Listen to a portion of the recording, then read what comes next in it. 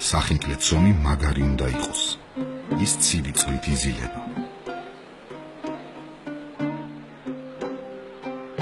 ხორცის მომზადება კაცის საქმეა. მაღაროსკარელი ანზორ სუარიშვილი ძველი ფშაური ჩვეულებისამებრ ხანჯლით კეპავს ხორცს. თუმცა დაკეტვა პატარა ცულითაც შეიძლება.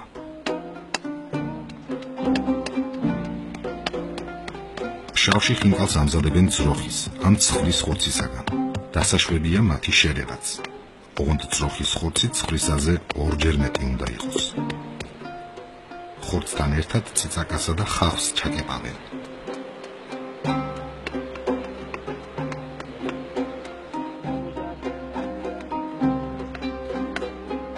გარდა ხორცისა, ფშავში ჩვეულებისამებრ დამბალ ხაჭოსა და კარტოფილის ხინკალსაც აკეთებენ.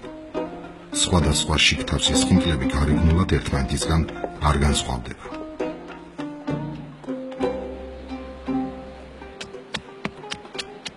როგორც მაღაროსკარელები იხსენებენ, წინათ ფშავში უფრო დიდი ხინკლების ჩვეოდათ. ადამიანს 2-3 ხინკალი დაანაყრებდა.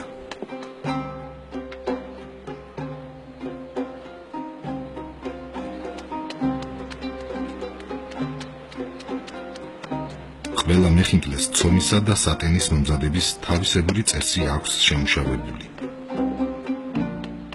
ხინკლის მთავარი ღირსებაა კბლიავი ან ტყიურა. კბლიავი და ტყიურა მსგავსი ბალახებია, რომელიც მაღალ მთაში ხარობს. მას ადრე შემოდგომაზე აგროვებენ, ჩრდილში ახმობენ და მთელი წელი შინ ინახავენ.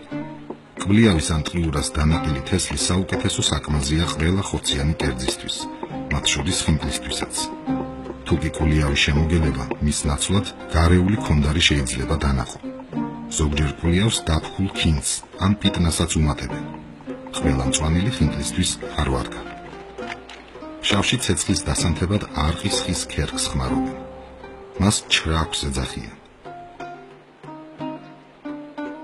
ჩრაქვს დანთებისას საოცარი სურნელი აქვს.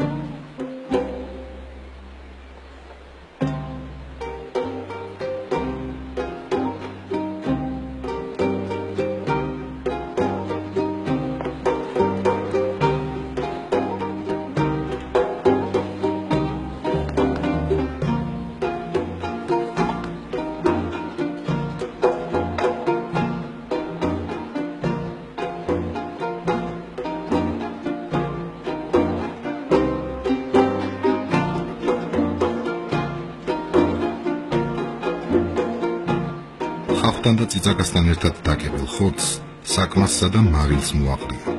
ცივ წყალს ან ძვლის ნახარს მოასხამენ და აზელენ. როგორც მეხინკლეები ამბობენ, კბლიავი ბევრი არ უნდა მოგივიდეს, თორემ ხინკალი მჟავე გამოვა.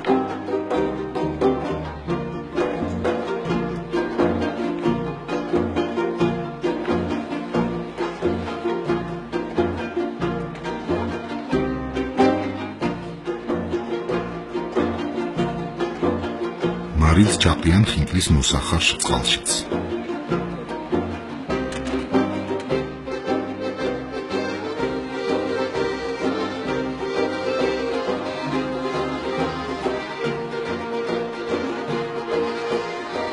ხინკალს ოსტატურად მოახლებენ. როგორც ფშავში ამბობენ, 18-ზე ნაკლები ნაოჭი დაუშვებელია, ხოლო ყველაზე მეტად 25 ნაოჭიანი ხინკალი ფასობს.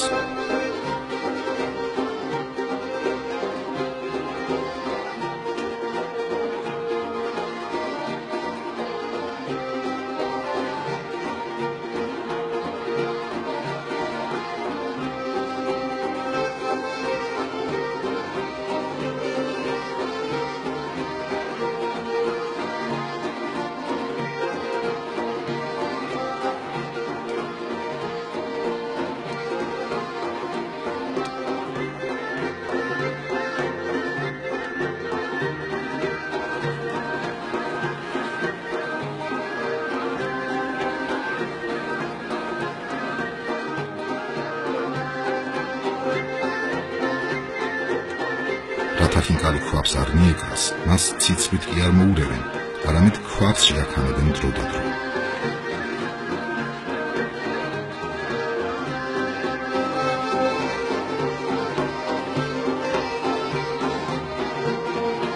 მეხინკლე ხინკლის ამოტიტივების შემდეგაც აგრძელებს ცოტა ხნით ხარშვას.